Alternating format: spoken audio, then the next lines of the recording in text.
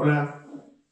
aquí nuevamente con todos ustedes, su servidor Fernando Vázquez, desde el Centro de Investigación Integral Pedagógico. El día de hoy vamos a tratar de comentar con todos ustedes un tema que nos parece sumamente muy interesante, dado que en las otras charlas que he tenido con todos nuestros suscriptores y amigos y compañeros y que hemos abordado algunos temas de educación holista, hemos enganchado situaciones de factores interesantes que tienen que ver con inteligencia espiritual y que bueno, me han dicho que sería interesante platicar un poco sobre ella y más adelante ir profundizando. Y bueno, pues para entrar en esta sintonía de lo que representa, lo que significa la inteligencia espiritual, pues podemos iniciar con lo que este autor, este teórico llamado Charland nos manifiesta, dado a que desde su punto de vista nos dice que la inteligencia espiritual centra su atención sustancial y fundamentalmente en las experiencias. Es decir, nosotros como seres humanos de alguna manera debemos de considerarnos también seres espirituales, porque en nuestro trayecto, en nuestro devenir, estamos permanentemente teniendo esas prácticas de vida centradas en uno mismo y que hace que nosotros nos evolucionemos. Y la gran diferencia entre ser espiritual y ser religioso radica fundamentalmente en lo que tiene que ver con la conciencia. Es decir, la conciencia es un emerger permanente en el presente, en el aquí y en el ahora, en donde si tomamos en cuenta que si llevamos a cabo prácticas que tienen que ver con ese reconocimiento del yo, con ese reconocimiento del ser mismo, del yo mismo, que de alguna manera nos hace ir evolucionando de manera holónica, dado a que no podemos estar en nuestras prácticas de vida estáticos sin tener esa evolución de la conciencia. Bueno, ¿y qué quiere decir con esto en el sentido de ser consciente de uno mismo? En ese caso, entonces, debemos de entender que nosotros estamos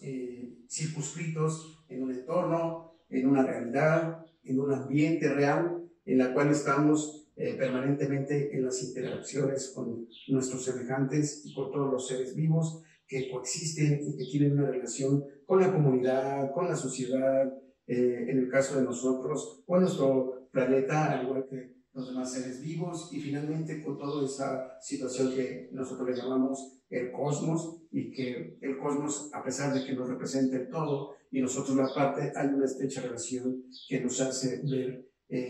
en una unicidad. Por otro lado, también podemos decir que estos pasos de olores que estoy comentando no dejan de considerarse como una trascendencia y una evolución desde una perspectiva en espiral dinámica que busca precisamente ese transitar y ese emerger de estados a estadios de la conciencia. Y bueno, pues en ese sentido podemos decir que esta perspectiva, como lo ven algunos estudiosos o teóricos que abordan temas sobre la inteligencia espiritual, pues hace que sea vista con mayor grandeza, con mayor profundidad. Por eso también se le llama de alguna manera a la inteligencia espiritual como la inteligencia superior. En este caso, entonces, podemos señalar que esta inteligencia superior o inteligencia espiritual incluye y alberga, abraza, interconecta las otras inteligencias que han venido surgiendo en nuestro devenir. Por ejemplo, por llamar algunas, inteligencia mental o también llamada inteligencia cognitiva, que fue desarrollada por Binet, las multiinteligencias que en los albores del siglo XX, inicios de este siglo XXI, se han puesto al servicio de todos los profesionistas y bueno, en especial en los que estamos insertos dentro de la práctica educativa, como son las inteligencias múltiples de Howard Gardner. Y bueno, también dentro de estas inclusiones, interconexiones de inteligencia, pues también no debemos de dejar de lado la inteligencia emocional que nos plantea Goleman y que también es sumamente importante, interesante, para seguirla abordando desde una perspectiva incluyente. Por tal motivo, entonces, esta inteligencia espiritual tiene la virtud y el poder, de alguna manera, si se puede decir, de transformar nuestras vidas con el paso del tiempo, del devenir, en nuestras vidas personales, inclusive en nuestras propias sociedades, tal como lo menciona Tony Buzan, que por cierto les recomiendo este libro de Tony Buzan que habla sobre la inteligencia espiritual para que profundicemos estos temas. Y bueno, lo más importante es que la espiritualidad o el carácter espiritual nos lleva a esa transformación hacia la búsqueda de uno mismo, y que dependiendo, obvio, de las tradiciones o las escuelas o posturas, se recomiendan muchas formas o manifestaciones o aspectos para poderla llevar a cabo y tener una práctica de vida mucho más consciente y por ende mucho más espiritual. En este sentido también yo les recomendaría un libro maravilloso de Cindy que habla sobre las 21 aptitudes de la inteligencia espiritual. Y bueno, ella nos las plantea de tal manera que si las estudiamos, las revisamos y las valoramos, entonces nos podrían ayudar muchísimo estas 21 aptitudes, porque de principio pudiéramos nosotros ubicarnos y reconocernos en dónde estamos ubicados dentro de estos aspectos y valores de la inteligencia espiritual, porque a partir de ahí podríamos nosotros empezar a crecer y a desarrollarnos y tener un mejor impacto en nuestras vidas personales, sociales, familiares, etc. De tal forma entonces que ante esta perspectiva de inicio, para contextualizarles la importancia de la inteligencia espiritual, pues quisiera decirles que en el aspecto de su servidor siempre me había preguntado, y lo quiero compartir con todos ustedes, el hecho de pensar en algún líder espiritual o en una persona que de alguna manera nos motivó para tomarlo inclusive como un modelo espiritual, y que por alguna razón me llama la atención. Y bueno, la pregunta es ¿qué o cuáles fueron las características de su personalidad que nos motivó el pensar que es un líder espiritual y que nos puede guiar como modelo pues a tener o a tener a ser mejores seres humanos? Si bien es cierto, no igual o buscar lo que él o ellos hicieron, pero sí me parece importante que necesitamos empezar a valorar qué características, o mejor dicho, qué cualidades me hizo pensar en un líder espiritual. Y bueno, pues pregúntense ustedes qué fue lo que nos admiró, qué nos admira de algún líder espiritual que ya no exista o que actualmente se esté desarrollando, y que a cada uno de nosotros nos permita estar revisando todas esas cualidades para guiarnos en su proceder o en el proceder de cada uno de nosotros. Y bueno, pues entonces también preguntémonos por qué admiro a ese líder espiritual, qué fue lo que me llamó su atención, o qué diferencia hay entre una persona ordinaria o cotidiana, como a veces también decimos, versus estas personas que tienen ciertas cualidades de ser líderes espirituales. Y bueno, seguramente estarán pensando, al igual que yo, en algunas cualidades. Y bueno, seguramente estamos subrayándolas, pensándolas, o escribiéndolas, o mentalizándolas. Y bueno, pues empezaríamos diciendo, a ver si pudiéramos coincidir, que son gentes que irradian una paz interior increíble, que son pacíficos, que son tranquilos, o también podemos decir que son comprometidos y que dentro de ese compromiso generan un impacto en el servicio hacia los demás. Y inclusive también pueden ser personas de mucha valía, personas que son confiables, personas que son humildes en su forma de ser, en su forma de proceder, porque tienen un cierto liderazgo ante los demás, a través de favorecernos o posibilitarnos esa inspiración por la forma en cómo se dirige o cómo se manifiesta, porque son auténticos, porque son integrales, porque son amables, amorosos,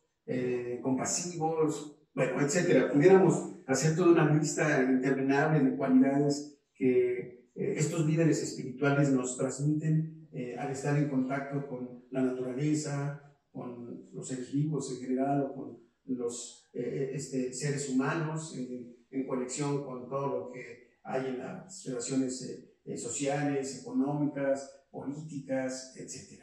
Por ello, entonces podemos decir que la inteligencia espiritual, al considerarla en términos de la conciencia, en estados y estadios, y que vamos evolucionando y trascendiendo, pues algunos líderes espirituales han trascendido, han evolucionado a niveles de conciencia de segundo grado, por ejemplo, y que eso nos hace pensar que las prácticas de vida y generar experiencias, sobre todo espirituales, pues nos hace ver que es posible tocar esas manifestaciones espirituales que tienen estos líderes. Y bueno, para ir terminando con esta charla, podemos señalar que son muchos los calificativos entonces que pudiéramos darles o reconocerles a estos líderes espirituales. Y bueno, les dejo estas cualidades que tienen estos líderes para que los reconozcamos en lo más profundo y que tiene que ser en una situación que nos pueda favorecer o engancharnos a partir de esos ejemplos de experiencia de vida que tienen ellos y que pueden ser un modelo a seguir para todos y cada uno de nosotros. Y bueno, finalmente hablaremos también, me parece que es muy importante señalarlo, tal como lo hemos visto desde un plano más valorativo de lo que representa la inteligencia espiritual, pero ahora también vayámonos al lado contrario, porque es sustancial decir que la inteligencia espiritual, como lo dice Andreu Newell, en el sentido de que también tiene sustento y fundamento científico, porque, por ejemplo, Andreu ha demostrado desde los descubrimientos de la neurofisiología que las prácticas espirituales están presentes. Y bueno, pues nos dice que una amplia red de estructuras cerebrales que se ponen en marcha cuando una persona emprende una práctica espiritual, pues está presente el funcionamiento o el movimiento que genera, por ejemplo, los lóbulos frontales, y que estos a su vez activan y centran su atención en la mente, en el cuerpo, y que estrechan una relación también con el lóbulo parietal, por poner un ejemplo, y el tálamo. Y bueno, en estas relaciones que se conectan fisiológicamente, se puede poner énfasis en, por ejemplo, lo que hacen los lóbulos frontales cuando interactúan con estas otras estructuras que acabo de señalar, como el tálamo y los lóbulos parietales, en el sentido de una práctica de carácter espiritual. Vemos cómo, por ejemplo, el tálamo permite la conexión entre diferentes regiones cerebrales y todo su cuerpo. Por otro lado, el lóbulo parietal se conecta con toda la información sensorial que tenemos y que podemos decir o podemos llegar a conclusiones interesantes en el sentido de que cuando uno profundiza la concentración de un objeto o de una práctica espiritual, por ejemplo, nuestro cerebro, ¿sí?, descarta la información sensorial irrelevante que llega al lóbulo parietal. Con esto entonces podemos decir que cuando una persona puede o está en un estado de meditación o está inclusive orando, esto genera una gran importancia para estos tipos de prácticas, porque suelen mostrar un descenso importante en la actividad de los lóbulos frontales, perdón, de los lóbulos parietales, y que esto está asociada a la experiencia de pérdida de la sensación de identidad, por poner un ejemplo. Entonces, si ustedes se fijan en esta pequeña charla introductoria sobre la inteligencia espiritual, vemos que no solamente tiene un plano subjetivo, sino también un plano objetivo, y que esto nos lleva a comprenderla en su más profunda esencia hacia el reconocimiento del ser mismo, y que pudiéramos sintetizar que la inteligencia espiritual no es más que una situación del ser experimentado. Es decir, la inteligencia espiritual, a través de la práctica de vida que tenemos cada uno de nosotros, se llega a favorecer nuestro ser espiritual, o lo que dice Chardin, nuestro ser a partir de lo que es el reconocimiento de uno mismo, y que va mucho más allá de una experiencia de ser religioso. Y bueno, pues ante esta